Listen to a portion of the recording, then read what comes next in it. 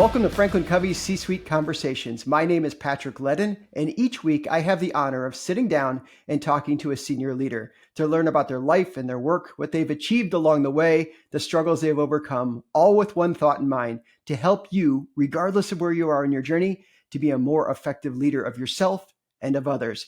Today, I'm joined by Keith Wyche. With over 30 years of experience, he has worked at well-known corporations like Walmart, AT&T, IBM, and Pitney Bowes. He currently serves on the board of directors at Brinks, and at one point, he was one of the highest-ranking corporate executives in the world working at Walmart.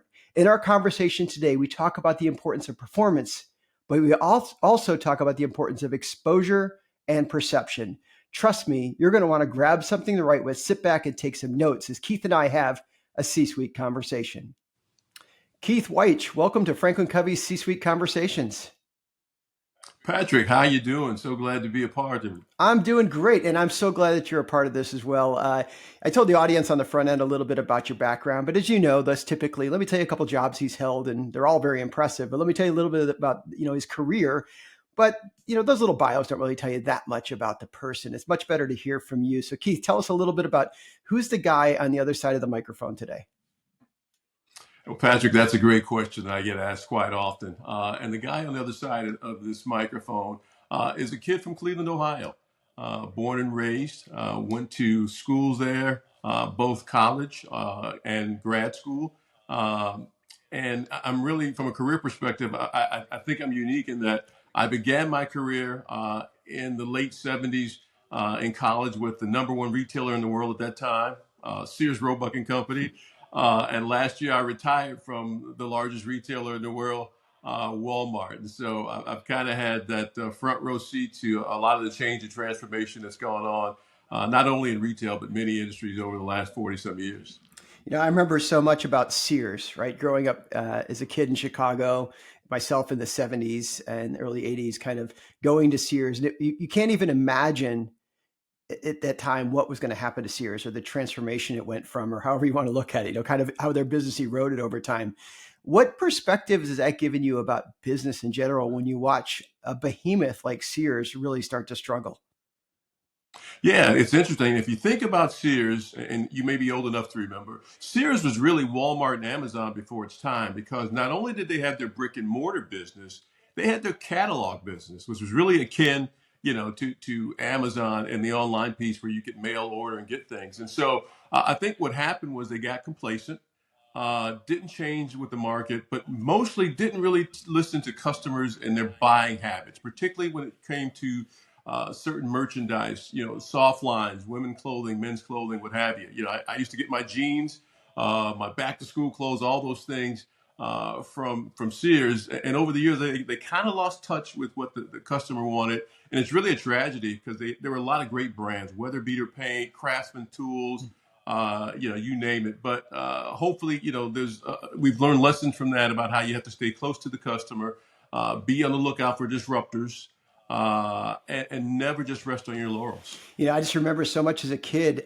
going to the Sears, and they had a candy counter thing where you could go up and like get a scoop of candy type of thing. And it was like 10 feet away from where they were. And this is not a joke. They were selling like headstones for cemeteries. I mean, it's like right, like 10 feet over. So I guess you could have your candy and pick your eternal resting place at the same time. And then right down the aisle, there's like a brand new computer thing that nobody had ever even heard about. But it was the place to go to. And then just to watch it change so quickly. What would you say has been the difference in your experience from kind of working at Sears and then watching Sears, demise, if you will, and then at the same time kind of watching Walmart and Walmart has done? What has that kind of taught you as a leader? Yeah, well, the one thing that I would say is a big difference is that Walmart realized that it was a burning platform, that if they did not do something, that this behemoth called Amazon would overtake the marketplace. And so, while initially, they may have held tight to protecting brick and mortar, they began to realize that there was really a complementary relationship between e-commerce and brick and mortar. And that's where the shopper was going. He or she wants to buy when they want, where they want, and how they want. And if you couldn't satisfy that, it's too bad. And so fortunately, Walmart kind of to some degree swallowed their pride and said, okay, we're not going to just die on this hill of brick and mortar. We're going to give the customer what he or she wants. and we'll pivot and do that. And oh, by the way, we'll go outside the company and bring in the talent who's used to that and who's done that before. They bought Jet.com and some other corporations and organizations. But that was really the secret sauce, is saying, hey, what we've done is not working. Let's get on board before we too go out as a dinosaur. Well, as we kind of get into the conversation and we talk about a little bit of bookending with Sears and Walmart on either end, if you will, and what transpires in the middle, it really leads nicely into the conversation I hope we would have that I think will be really important or helpful to the listeners, which is about their career and what you've seen transform and change over time. I heard you say that, typically, historically, it meant like get to work hard, keep your head down, and hope that things, those in charge will see your value. Maybe that's kind of the way things were in the past, perhaps. And do you see it evolving differently? What is kind of the advice you give to people when you talk about kind of climbing to the top? Yeah, we were all kind of done a disservice in kindergarten, because in kindergarten, you could say your alphabet, you got a gold star, you could count to 100, and you got a piece of candy. And we were kind of taught that if we did these things well, that the teacher, or i.e. the boss, would recognize us and we'd get a reward. And let's be clear, you do have to have top performance. But I learned there's three things you really have to balance for career trajectory. And one is performance. I say that's 50% of the equation. You've got to be a consistent performer, a top performer, and you really have to make sure that you're quantifying the value that you bring every day. That's one bucket. But you also have to have exposure and perception. And I would say exposure is 25%, perception is 25%. So when I say exposure, what do I mean? You need to understand in your organization, your company, what they value from a leadership perspective. What traits do they look for? Because you need to mirror those traits and exemplify those traits. You need to understand from an exposure standpoint who the key players are. At the end of the day, no one breaks through that glass ceiling by themselves. Someone who's already on the other side has to see you, recognize your value, and help pull you through. And so it's about people and relationships.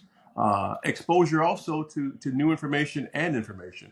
We live in a world where everything's at your fingertips between, Chat GPT and just going online to Google.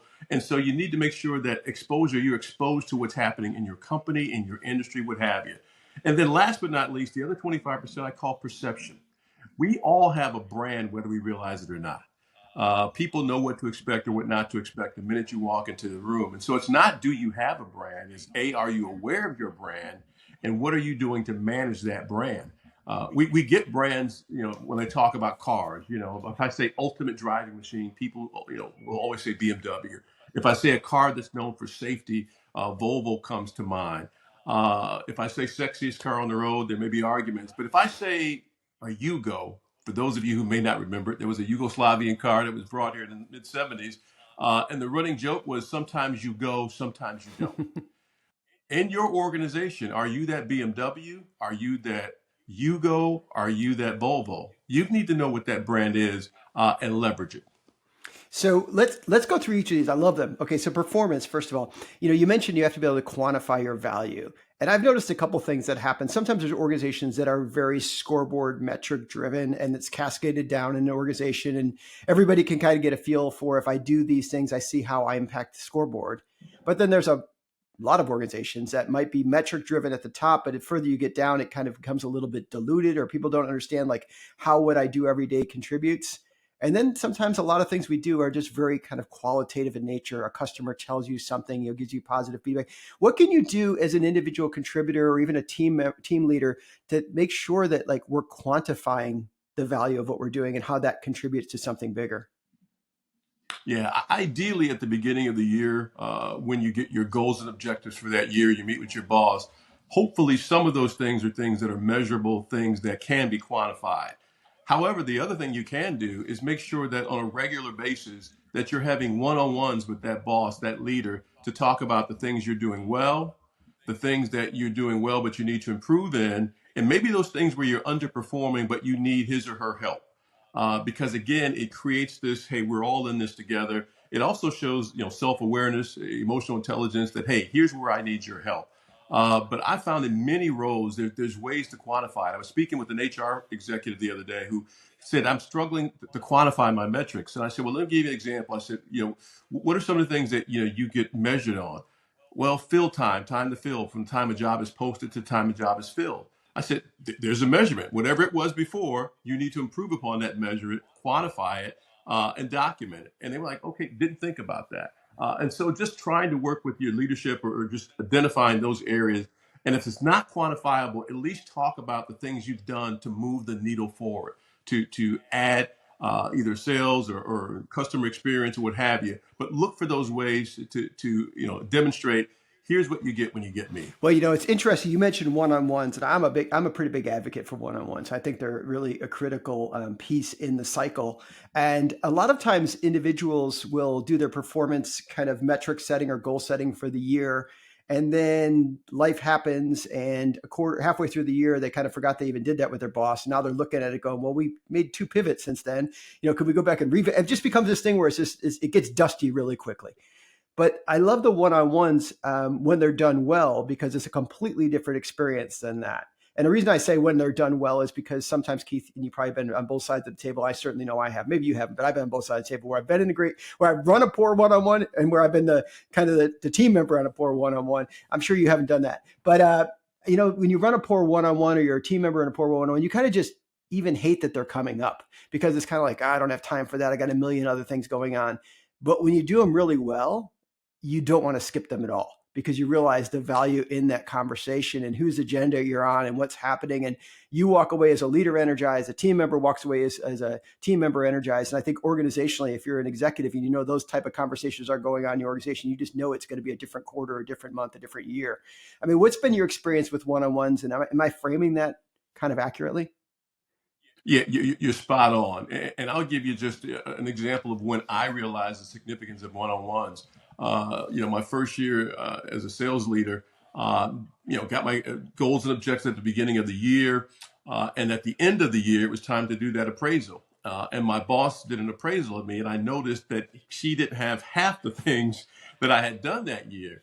But the onus is really on me, because what happens is, first of all, if you've written appraisals for people, it's not something most people look forward to doing. And so it said to me a couple things. One, I don't want any surprises at the end of the year. I don't want my boss thinking that I'm a B performer and I'm thinking I'm an A performer, or worse, right? And so, quarterly, at a minimum, I would have these meetings where, again, we talk about, here are the objectives for the quarter. Here's, where I hit knock the cover off the ball. Here's where I'm meeting expectations, but plan to exceed. But boss, here's where I'm really struggling, and here's where I need your help. And it does a couple of things. One, again, it shows self-awareness. Two, it gets your manager in the boat with you, to the point where those things that are problems for you, they're working to help you solve those problems. But the biggest thing, again, I was a little selfish about my bonuses. I never wanted to be a gotcha at the end of the year where I'm thinking I walk on water and my boss wants to walk me out the door. And so, I got to the point where even with my performance reviews, I would write my own and give it to the boss in advance. And a funny thing would happen when he or she wrote mine back. Probably 60 to 70% of what I wrote, they codified and put into my own review. So it's kind of helped almost writing my own annual appraisal. That's such a smart idea. I love the idea of that. And as you were going through those examples right there, Keith, talking about the one-on-ones and kind of managing around performance, you were actually hitting the other two areas pretty clearly as well, the exposure part as well as the perception part. Because I would imagine, thinking about how do I want to be seen? How will I engage? What will I do with my boss? That's very much a lot of the perception component of that brand. People look at you and say, okay, Keith's going to give me half the solution.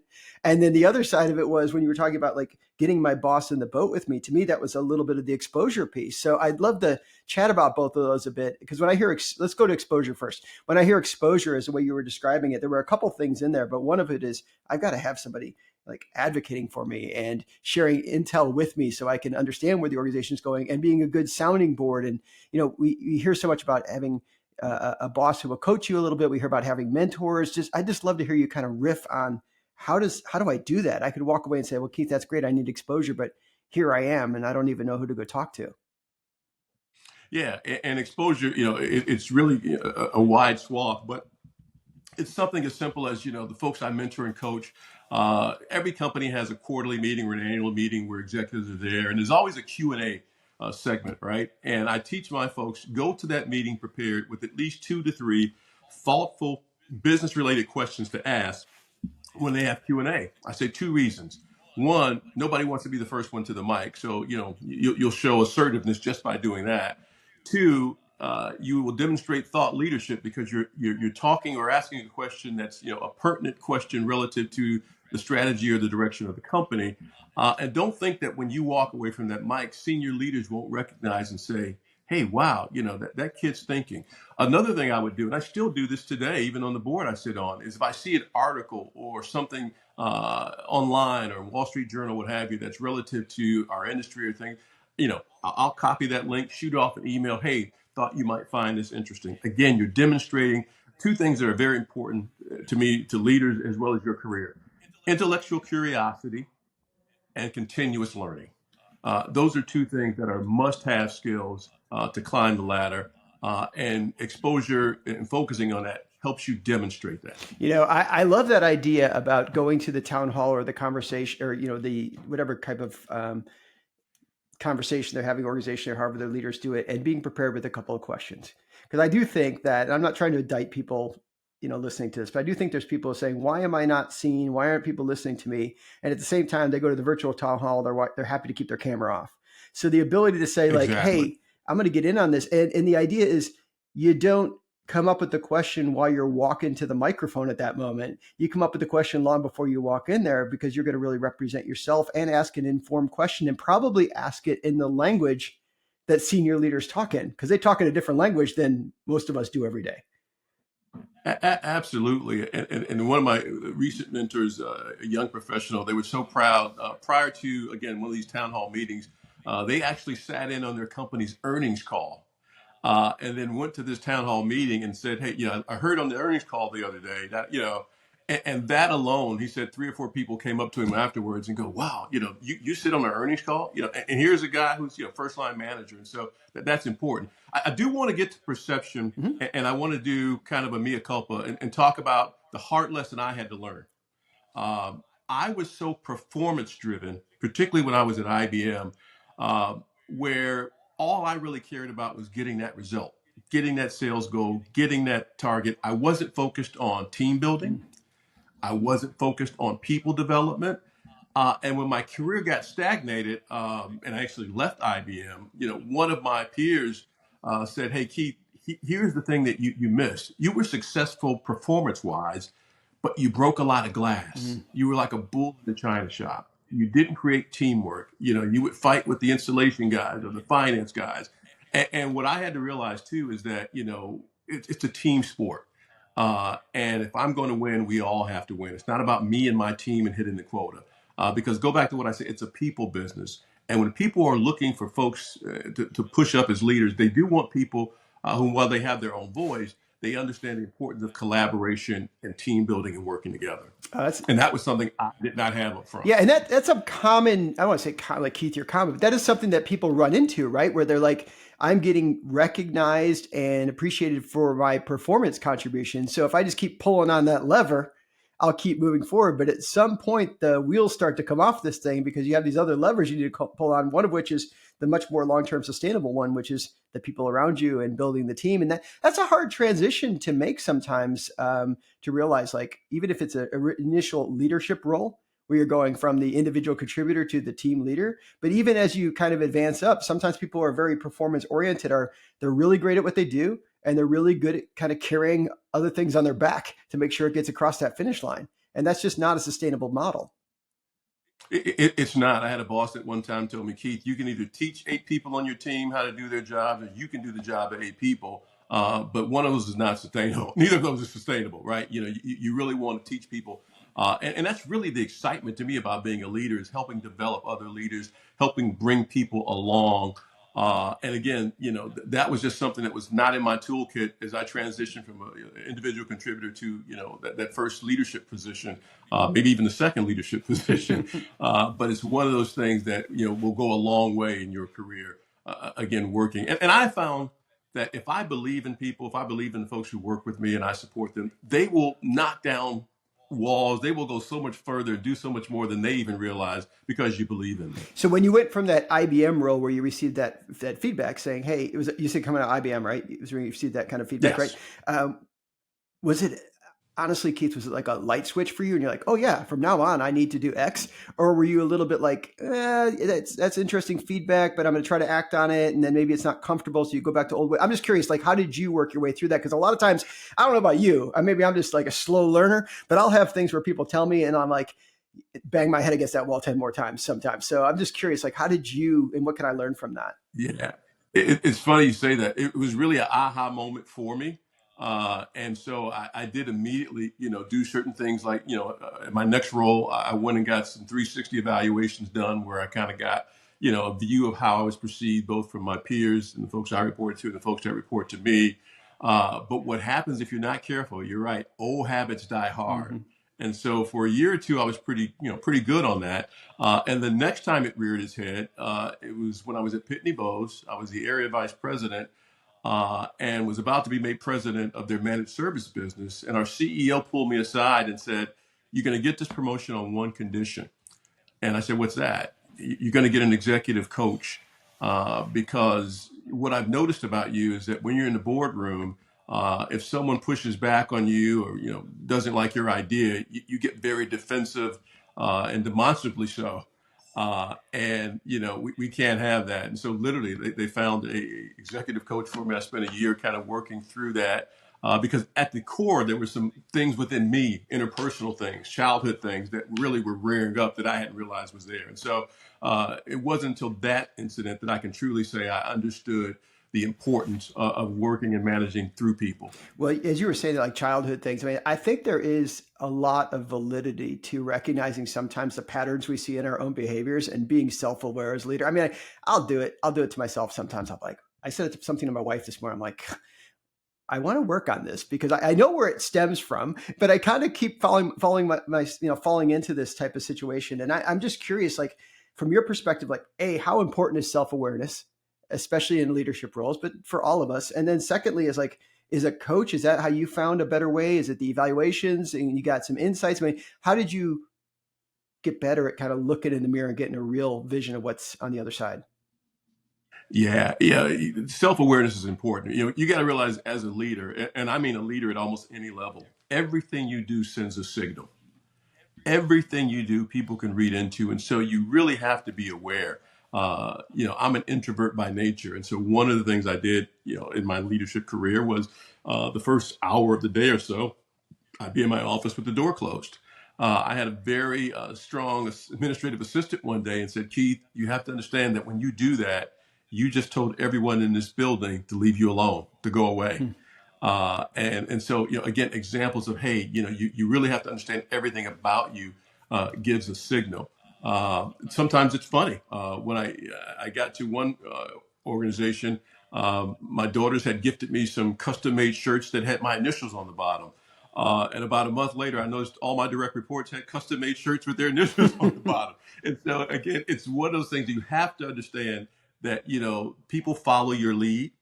What you do and what you bless, they bless. It's something as simple as when I'm walking stores, when I was walking stores in Walmart, if I saw trash on the floor, I would bend down as a senior leader and pick that trash up. Because if I walked past it, I just told all my associates it's okay to have trash on the floor. And so you really have to be mindful as a leader about, you're being self-aware because everything about you gives a signal. Yeah, so true. Obviously you were influential because they went out and got their initials on their shirts. But if you'd been really influential, Keith, they would have gotten your initials on their shirts. Then you would have known you arrived. It's interesting you talk about like bending over and picking stuff up because I was actually talking to a group of about 50 global leaders for a company last week, and I was sharing with them the idea that if you have a baby elephant in your midst, an issue that probably needs to be addressed. Oftentimes it's a people issue that needs to be addressed, or an individual person's kind of contributions or lack of contributions or attitude or whatever it might be, and you choose not to address it. It typically gets kind of bigger on its own. And all of a sudden you have this 14,000 pound pachyderm. And I said, at one point, if you've ever been to a restaurant and you see it's a frantically busy place, but that manager takes a moment to bend over and pick up that piece of trash, not just walk by it and have a million reasons why they can justify in their mind walking by it because they're busy people. What you're showing for them is you're showing like what right looks like. And the idea that as a leader, you're not too busy. It's your job too, to do these things. Is that kind of the type of stuff going through your mind? Absolutely. You're spot on. In fact, one of the things I did when I got to Walmart, because I did not have, my retail years were way, way behind me at that point. But I took time, probably 6 months, to learn and work every job in the store with the associates. I changed oil, I frosted cake, I was a cashier. And two reasons. One, I wanted to learn the day and day experiences these folks were having, so that I could be more relatable. But two, to show them that, I'm not afraid to roll up my sleeves and get in this boat with you. And when people see that in a leader, it just creates a followership that money can't buy. Yeah, it's so true. It's something about looking to your left, to your right sometimes, and when you're in the trenches and seeing your boss sitting there or your executive sitting there. One thing I like about this particular podcast is we get a chance to talk to people like yourself, Keith, who have been in a lot of those rooms and heard a lot of those conversations. But we oftentimes don't have a lot of people who are on boards. And I know you've been in the executive suite as an executive suite team member, and you've also been there as a board member. What is being on a board taught you about how boards function or how they contribute to the success of an organization? Yeah, that's a great question. But you're going to see my ADD come out because I do want to go back and talk about one thing you said earlier about perception. Mm-hmm. And that is, we need to understand that every organization, they do something called succession planning, where they sit in a room and maybe it's twice a year, 3 times a year, maybe it's once a year, but they look at the talent in that organization to determine who's ready now for the next step, who's ready in a year from now, 2 years from now, and oh, by the way, who's not ever going to be ready. And those are the meetings where your performance, your exposure, and perception should speak so loudly that someone's wearing your T-shirt in that room. Someone's speaking your name, bringing your name in that room when you're not there. And it's more than a mentor. A mentor can help you, and give you advice and counsel, but that's the sponsor. That's someone who is invested in your success, who's seen your value, and wants to bring you through. And so that's why it's important to manage, performance, exposure, and perception, because you need someone in that room wearing your T-shirt saying, "Hey, Keith's the next best thing. He's the person, she's the person that you're thinking about." Yeah, because some of the most important decisions about your career are made when you're not in the room. Exactly. And now, getting on the board perspective, I've been blessed to be on a couple of corporate boards in my career. And the thing that, I tell people, one, it's a governance role. And so I'll never forget my first, board. I had to draw this line between operation, actually running the Mm-hmm. business, and B, advice, counsel, and governance. And so for me, the first one, I was actually still working in corporate America. And it was a very great developmental opportunity for me because it allowed me to think at a level higher than just my division or my vision. When you're on the board, you're looking, I mean, that's a super SWOT analysis, right? You're looking at Yeah. strengths, weaknesses, opportunities, threats, disruption, and strategy, where the business is going. You almost want to, have an insight to see around the corner. And so it's really important, I think, to make sure that, as a board member, you're speaking on those things that really affect the company and the industry. And that's just something typically that as a C-suite executive or executive leadership team member, you don't have that insight into. And it's, to this day, it's still one of the most rewarding roles I've ever had, because again, I'm helping to set the strategy for, in this case, not only a company, but the industry. Oh, it's so interesting. So interesting. Well, Keith, as we wrap up the conversation, I typically ask this question of guests, and I just can't wait to hear what you have to share. I say, like, there's a wide range of people listening to this podcast, getting bigger every day. So you have people early on in their career, you have people in the C-suite, you maybe have people even looking toward doing board roles. So you have a wide range of folks, each with different career aspirations and desires. And some, maybe they want to get in the C-suite someday. Some are just curious what's going on in there sometimes. But regardless of where somebody is on their journey, regardless of what role they're looking to step into next or hope to step into next, what have you found is like a good piece of advice that everybody, to be a solid professional, should probably embrace? I'm going to go back to a few things I've already said and kind of package them. One, you have to stay intellectually curious. We live in a world where things change daily, hourly. And too often we get that degree or we get to a certain level in the organization and we kind of lose that. So again, making sure that you're staying current to remain relevant. I would say people, understanding the importance of people, working with people, understanding that you need a team to get these things done. Too often we try and play hero ball but my greatest successes have come working through and with people. And then if I have one more thing I'll just kind of say is that everyone is a mentor on some level. Hmm. No matter where you are, if you're a senior in high school, you can mentor a junior. If you're a first level manager, you can influence someone who's an individual contributor. There's always an opportunity to really help that next generation um, work things out. Right now, we have about 4 generations in the workplace, and it can be a challenge. But I will tell you that each one brings something unique to the workplace. I tease my millennial and my Gen Z folks and say, hey, you guys may know what to do, you may know how to do, but our wisdom will tell you when you should do it or if you should do it at all. And so I think if we work together cross generationally, that we can really leverage that and make the companies and make our organizations that much stronger. I love that. I do agree with that. I love the comment you made. You said everybody's a mentor at some level. I just love that idea because one is, again, sometimes we hope somebody will come along and mentor me, but it's sometimes if you start taking action in the world, sometimes people see you or you feel more comfortable with it. And also by mentoring someone else, you start to realize like what a good mentor protege, good mentor mentee relationship looks like. And maybe you will actually become a better mentee in the future when you are being mentored by someone, because you start to realize like what it means to contribute to a good conversation, mentorship type of relationship is a two-sided coin. Absolutely. And as an individual contributor, when you start mentoring, it really prepares you for leadership, Yeah. people leadership, because you've gotten used to understanding and being empathetic around the needs of others. And so it's just a win-win to me. Absolutely. Well, Keith, thanks so much for joining us. Talk about a win-win. This is absolutely a win-win conversation. I appreciate you joining the C-Suite conversation. And as a guy from a Midwest, northern Midwest city like Chicago, talking to a guy from Cleveland, hey, we made it happen. Hey, we did it no matter what they say. Exactly. Thanks, Keith. Well, folks, that's all I have for today's episode. Big thanks to Keith Wyche for joining me today to have a C-Suite conversation, to learn about his career, what he's learned along the way about performance, about exposure, and about perception. I encourage you to take some of his ideas and put those into practice.